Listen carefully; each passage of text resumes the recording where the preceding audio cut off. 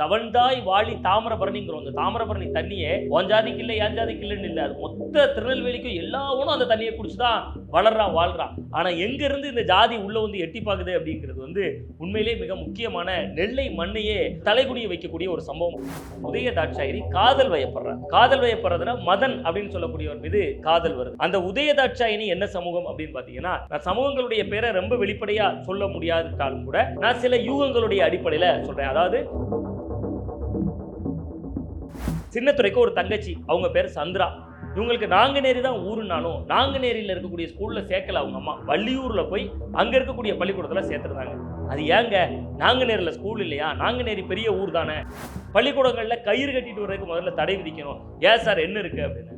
இல்ல சார், சிவப்பு மஞ்சள் கயிறு கட்டிட்டு வந்தானா அவன் முக்குளத்தூர் சமூகத்தை சேர்ந்த மாணவன். இப்படி ஒவ்வொரு ஜாதிக்கும் ஒவ்வொரு வகையான கயிறு அடையாளம் இருக்கு. அந்த சம்பவம் முழுசா ஆடுறதுக்குள்ள, இன்னும் சொல்ல போனா அந்த வழக்கில் தொடர்புடையவர்கள் பிணையில் வருவதற்கு முன்பாகவே அடுத்த சம்பவம் மருதகுளம் அரசு மேல்நிலைப் பள்ளியில நடந்திருக்கு. மருதகுளம் அரசு மேல்நிலைப் பள்ளியில 3 கேங்கா மாணவர்கள் பேரை சொன்னாலும் ஊரை சொல்லாத அப்படிம்பாங்க. அது ஏன் சொல்லக்கூடாது அப்படின்னா, பேரை சொன்னா பேர் இதுதான் ஓகே. சின்னத்துறையை வீடு புகுந்து ஒரு கும்பல் அறிவால் அலைய விட்டுறாங்க.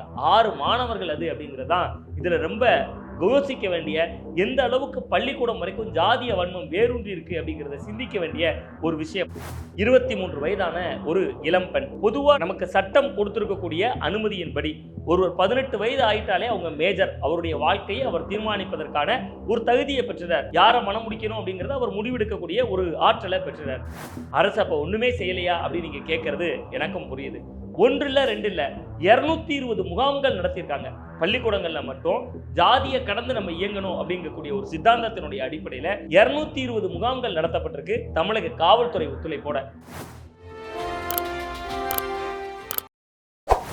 வாவ் தமிழா நேயர்களுக்கு அன்பான வணக்கம். திருநெல்வேலி அப்படின்னு சொன்னாலே நமக்கெல்லாம் 2 விஷயம் ஞாபகத்துக்கு வரும். ஒன்று, அங்க இருக்கக்கூடிய பிரசித்தி பெற்ற நெல்லையப்பர் கோயில். இன்னொன்று, திருநெல்வேலியினுடைய அடையாளமா இருக்கக்கூடிய அல்வா. இந்த 2 விஷயத்தையும் தாண்டி சமகாலத்துல ஜாதிய வன்மத்துக்கும் சாதிய மோதல்களுக்கும் நெல்லை அடையாளமா மாறிக்கிட்டு இருக்கு. முன்னாடியெல்லாம் ஓரளவு பெரியவர்கள் மத்தியில மட்டுமே இருந்த ஜாதிய வன்மம் இப்பெல்லாம் பள்ளிக்கூடத்துக்குள்ளேயே புறையோடி ஓடிட்டு இருக்கக்கூடியதா அண்மை கால காட்சிகளா நம்ம பார்த்துக்கிட்டு இருக்கோம். கடந்த ஆண்டுல சின்னத்துரை அப்படின்னு சொல்லக்கூடிய மாணவன் ஜாதி ரீதியான வன்மத்தால அறிவாளால வெட்டப்பட்டு துள்ள துடிக்க மருத்துவமனையில் அனுமதிக்கப்பட்டிருந்தார். அந்த மாணவன் அண்மையில ஒரு நல்ல மதிப்பெண் கூட வாங்கியிருந்தார். அந்த சம்பவமும் அந்த பரபரப்பும் அடங்குறதுக்குள்ளவே நெல்லையில அடுத்தடுத்த சம்பவங்கள் நடந்த வண்ணமே இருக்கு. அதனுடைய உச்சமா திராவிட முன்னேற்ற கழகத்தோட கூட்டணியில் இருக்கக்கூடிய ஒரு அகில இந்திய அளவுல பெரிய கட்சிகளில் ஒன்றா இருக்கக்கூடிய மார்க்சிஸ்ட் கம்யூனிஸ்ட் கட்சியினுடைய அலுவலகமே சூறையாடப்படுது. அதற்கு பின்னாடியும் ஜாதி தான் இருக்கு. மருதகுளம் அரசு மேல்நிலைப் பள்ளி அப்படின்னு சொல்லக்கூடிய மேல்நிலைப் பள்ளியில மாணவர்கள் தங்களுக்குள்ள மோதிக்கிறாங்க. அதுக்கு பின்னாடியும் ஜாதி தான் இருக்கு. நெல்லை மண்ணில் இந்த அளவுக்கு ஜாதி ஆழமா வேறுன்றதுக்கான நிஜ பின்னணி என்ன, அரசு இதை தவிர்க்கிறதுக்கு என்ன வகையான நடவடிக்கைகளை எடுக்கணும் அப்படிங்கிறத ரொம்ப ஆழமாக நம்ம தெரிஞ்சுக்கிறதுக்கு முன்னாடி சின்னத்துரை சம்பவத்திலிருந்தே வந்தாதான் இதனுடைய முழு பிக்சரும் நமக்கு தெரிய வரும். சின்னத்துரை சமகாலத்தில் அதிகமான நபர்களால் உச்சரிக்கப்பட்ட பெயர்னா சின்னத்துரை தான். நாங்குநேரி பகுதியைச் சேர்ந்தவர் தான் சின்னத்துரை. அவருடைய அம்மா அந்த நாங்குநேரி பகுதியிலே இருக்கக்கூடிய அம்பேத்கர் அரசு தொடக்கப்பள்ளி அப்படிங்கக்கூடிய ஒரு பள்ளிக்கூடத்தில் கவர்மெண்ட் ஸ்கூலில் சத்துணவு அமைப்பாளராக இருந்தாங்க. சின்னத்துரைக்கு ஒரு தங்கச்சி, அவங்க பேர் சந்திரா.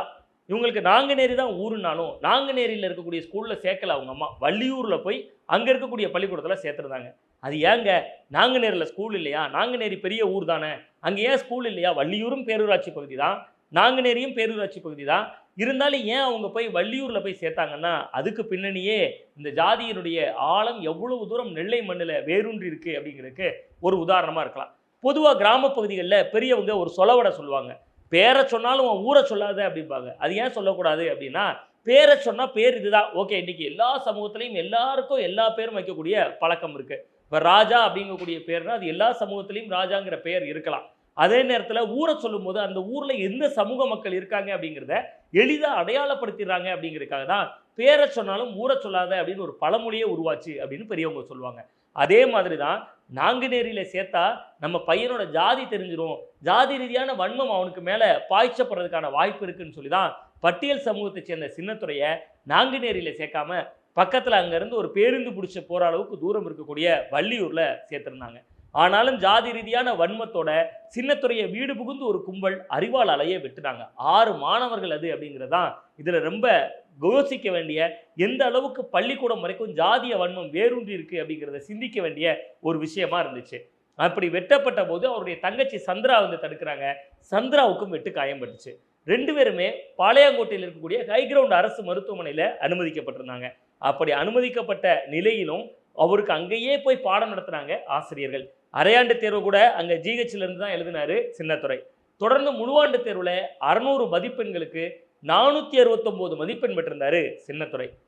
தொடர்ந்து பிகாம் படிக்க ஆசைப்பட்ட சின்னத்துரை அதுக்கு பின்பு சிஏ ஆகணும் அப்படின்னு விருப்பத்தை தெரிவிச்சிருந்தார். சின்னத்துரை சம்பவம் தான் இதில் கடைசி சம்பவமாக இருக்கும், இதற்கு மேலே இப்படி ஒரு சம்பவம் நடக்காது அப்படின்னு அரசு அப்போவே ஒரு உறுதி சொல்லியிருந்தாங்க. இது எல்லாத்துக்கும் மேலே அடித்தளம் என்னன்னா, இதை இன்னொரு சம்பவத்தோடு நம்ம ஒப்பிடணும்.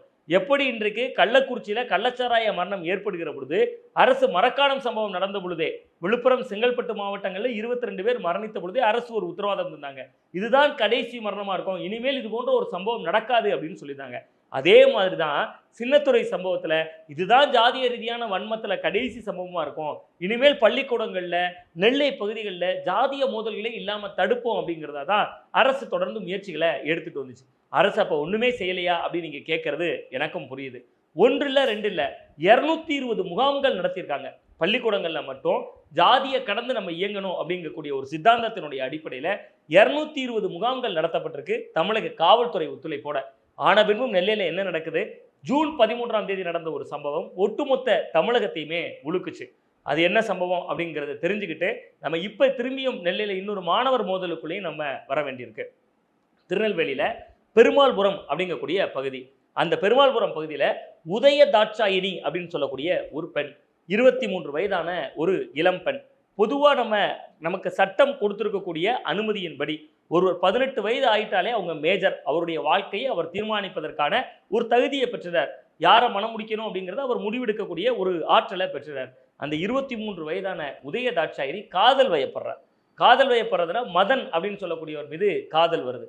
அந்த உதய தாட்சாயினி என்ன சமூகம் அப்படின்னு பார்த்தீங்கன்னா, நான் சமூகங்களுடைய பேரை ரொம்ப வெளிப்படையாக சொல்ல முடியாதுட்டாலும் கூட நான் சில யூகங்களுடைய அடிப்படையில் சொல்கிறேன். அதாவது பொது பிரிவினருக்கு ஒரு 10% இடஒதுக்கீடு அண்மையில் ஒரு மத்திய அரசு அமல்படுத்தினாங்க, இடபிள்யூஎஸ்ன்னு.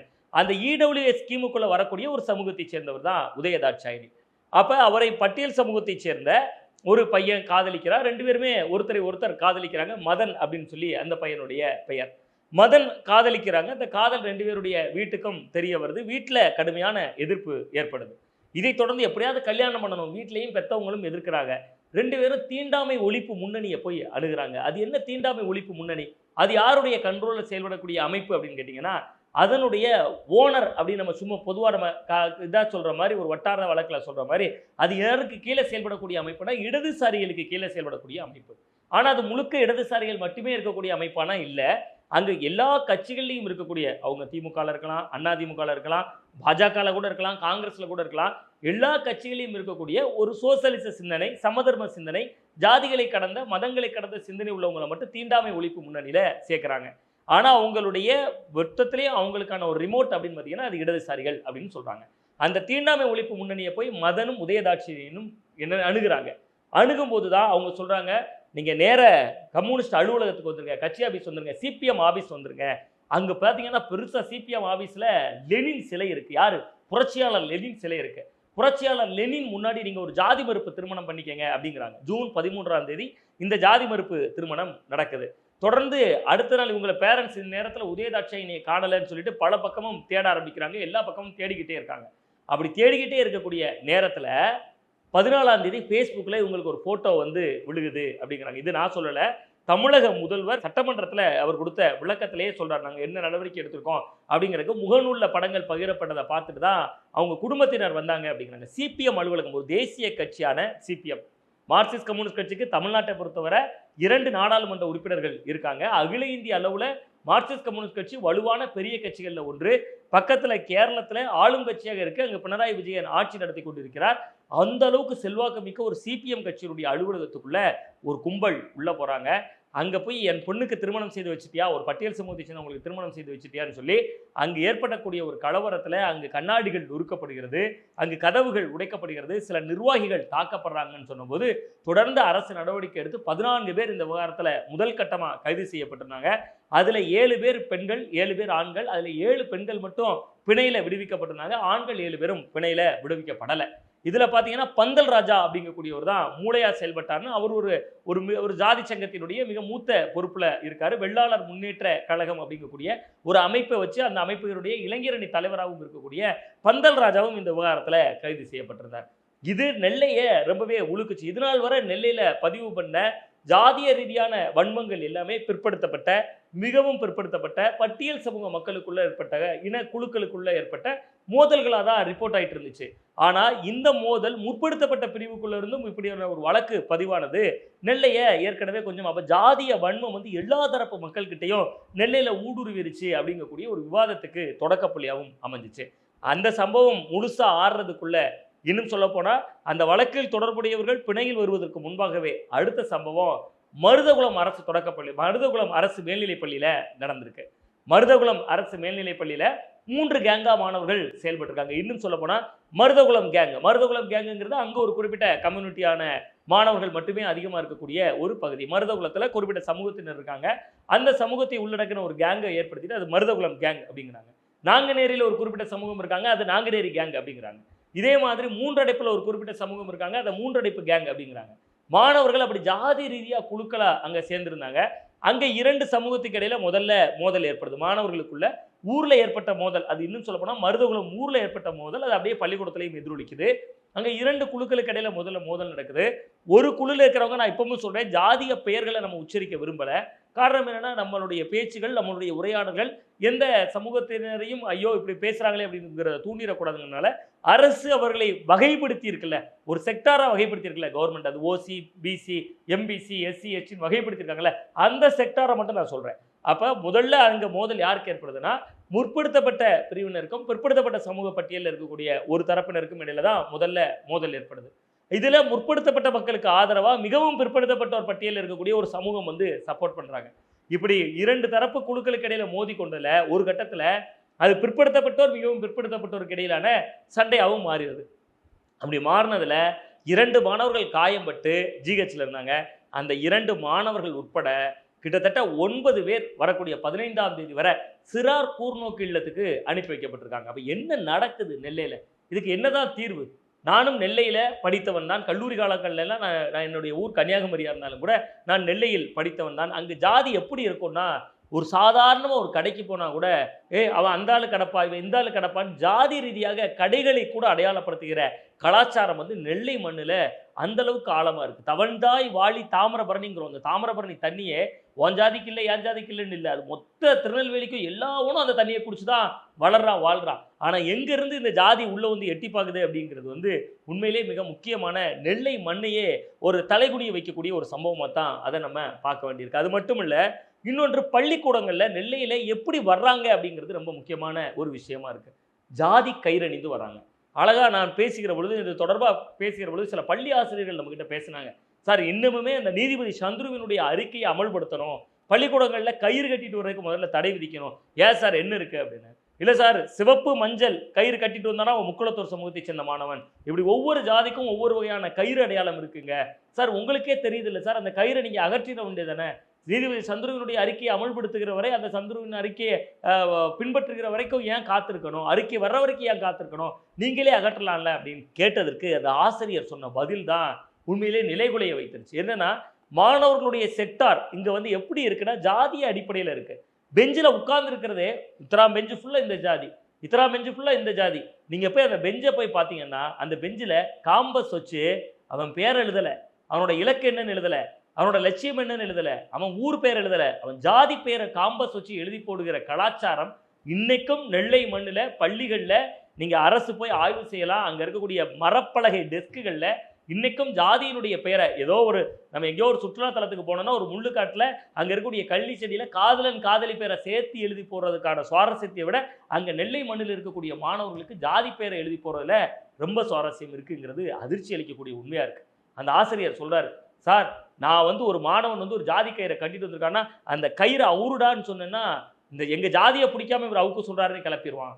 சரி, சொந்த ஜாதியில் இருக்கக்கூடிய ஆசிரியரை வச்சு அவருடான்னு சொன்னா சொந்த ஜாதி வாத்தியாரே நம்ம ஜாதிக்கு எதிராக இருக்காரு கிளப்பிடுவான்னு ஆசிரியர்கள் அச்சப்படுகிற அளவுக்கு அங்கு ஜாதி மிதமிஞ்சி போயிருக்கு. அப்ப என்ன செய்யணும்? இன்னொரு விஷயங்கள் பகிர்றாங்க ஆசிரியர்கள். மூத்த ஆசிரியர்கள்ட்ட பேசினேன், ஓய்வு பெற்றவர்கள்ட்ட எல்லாம் பேசினேன். அவங்க சொல்றாங்க, சார் என்றைக்கு செல்போன் கலாச்சாரம் மிகுந்துச்சோ அதற்கு பின்புதான் பெரியவர்கள் மத்தியில மட்டுமே இருந்த ஜாதி ரீதியான வன்மம் அடுத்த தலைமுறைக்குள்ள வந்துச்சு அப்படின்னு. ஏன் சார் அப்படின்னு? ஒரு ஊர்ல திருவிழா நடக்குது, கோயில்ல கொடை நடக்குது, எது நடந்தாலும் ஒரு ஜெர்சி அடிக்கிறான். அந்த ஜெர்சியில பாருங்க ஜாதி அடையாளத்தோட அவன் ஜாதியினுடைய தலைவர்களுடைய படங்களை போட்டுட்டு அதை உடைத்து சொல்வதாக இருந்தால் அவர் சொல்றாரு, கர்ம வீரர் காமராஜர் அவர்களுடைய படத்தை அவர் வந்து பொன்னை நாடார் பொருளை நாடார்னு சொல்லுவாங்க. ஆனா அவரை நாடார் சமூகத்தினுடைய அடையாளமா காமராஜர் படத்தை போட்டு பனியன் அடிச்சு நாடார் சமூகத்தினர். முத்துராமலிங்க தேவர் தேசியமும் தெய்வீகமும் தன்னுடைய 2 கண்கள்னாரு. அவர் எந்த ஜாதியும் வகைப்படுத்தல. அப்படிப்பட்ட முத்துராமலிங்க தேவர் முக்குளத்தோர் சமூகத்தினர் ஜெர்சி பனியன்ல போட்டுக்கிட்டு இன்னைக்கும் திருவிழாக்கள்ல பங்கெடுக்கக்கூடிய நிகழ்வு இளைய தலைமுறைகிட்ட இருக்கு சார். குறிப்பா மாணவர்கள்கிட்ட இருக்கு. அவங்க அதுக்கு ஜெர்சி பனியன் அடிக்கிறாங்க. அப்படி அடிக்கிறப்ப இயல்பாகவே அந்த உணர்வு வந்தது. இன்னொரு பக்கம் செல்போன்ல பார்க்குற வீடியோஸ்கள் எங்களுக்கு அலற வைக்குது அப்படின்னாரு.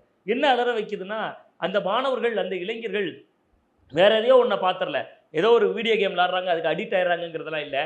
ஜாதி ரீதியாக வரக்கூடிய பதிவுகளை இன்னும் சரியா சொல்ல போனா அந்த ஆசிரியர் என்ன பகிர்ந்து கொண்ட காட்சிகளை நான் அப்படியே சொல்றதா இருந்தா, ஒரு நாடார் சமூக மாணவராக இருக்கிறாரா, அவர் ஹரிநாடார் வீடியோக்களை இம்ப்ரெஸ் ஆகிறா, ஒரு ராக்கெட் ராஜாவினுடைய வீடியோல இம்ப்ரெஸ் ஆகிறான், முக்குளத்தோர் சமூகத்தை சேர்ந்த ஒருத்தர்னா அவர் முக்குளத்தோர் சமூகம் சார்ந்த வீடியோக்களை பார்க்குறான், பட்டியல் சமூகத்தை சேர்ந்த ஒரு மாணவனாக இருந்தால் பரியேறும் பெருமாளுடைய காட்சிகளையோ கர்ணன் படத்தினுடைய காட்சிகளையோ அது எடுக்கப்பட்ட நோக்கம் வேற ஒன்றா இருக்கலாம், சமதர்மம் சமூக நீதி இதெல்லாம் பேசுவதற்காக எடுக்கப்பட்ட படமாக இருக்கலாம். ஆனால் அங்கு எப்படி போய் சேருது கடைநிலையில் அப்படிங்கிறத ஆசிரியர்கள் பேசுகிறப்ப ரொம்பவே ஒரு வேதனையும் வருத்தமும் வருவதை தவிர்க்க முடியல.